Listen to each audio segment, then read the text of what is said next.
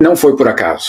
Isso foi algo organizado, esse encontro que pareceu momentâneo e ali no improviso, não teve nenhum improviso em nada disso. Para vocês terem uma ideia, na segunda-feira à noite, embaixadores brasileiros já receberam um alerta, um aviso, basicamente, do setor privado brasileiro de que Donald Trump iria fazer esse gesto.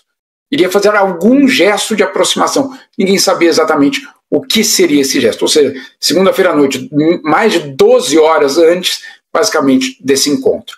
Como é que isso foi construído?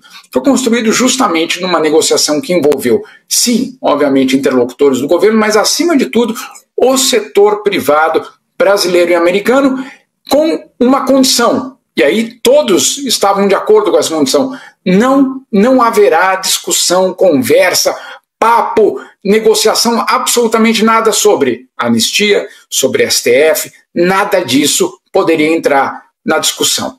Quando isso basicamente foi acertado, olha, não há espaço, esse é um non-starter, como eles chamam, ou seja, não é um ponto de partida, ficou estabelecido então que sim, o setor privado poderia convencer a Casa Branca a convencer o presidente americano a fazer algum tipo de gesto.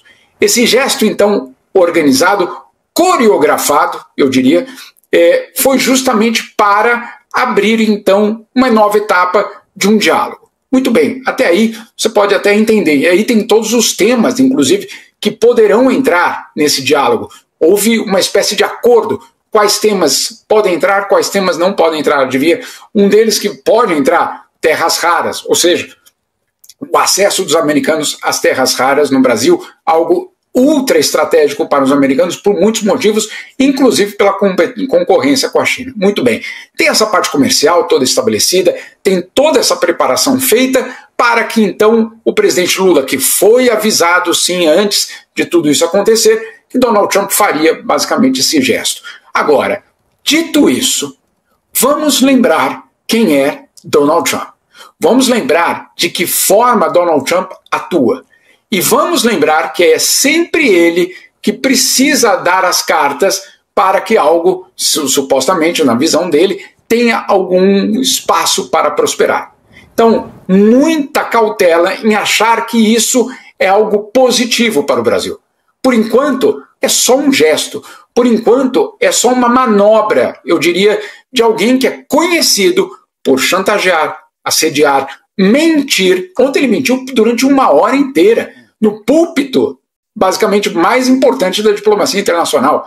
Então, não é o momento de comemorar absolutamente nada. É uma nova história, é um novo momento, basicamente, dessa história, mas sem qualquer tipo de ilusão de que isso, então, signifique uma nova relação, etc. Não. Agora, também, uma outra, por que essa história é tão complexa e por que ela é tão importante? Porque ela tem, obviamente, muitos interesses sendo jogados ao mesmo tempo. Qual é a outra parte dessa história? A enorme frustração, obviamente, do lado bolsonarista. Porque, obviamente, foi aberto, sim, um canal de comunicação que não foi feito nem por Eduardo Bolsonaro e nem por Paulo Figueiredo, e sim pelo setor privado brasileiro e americano. Isso, obviamente, deixou eles absolutamente desesperados.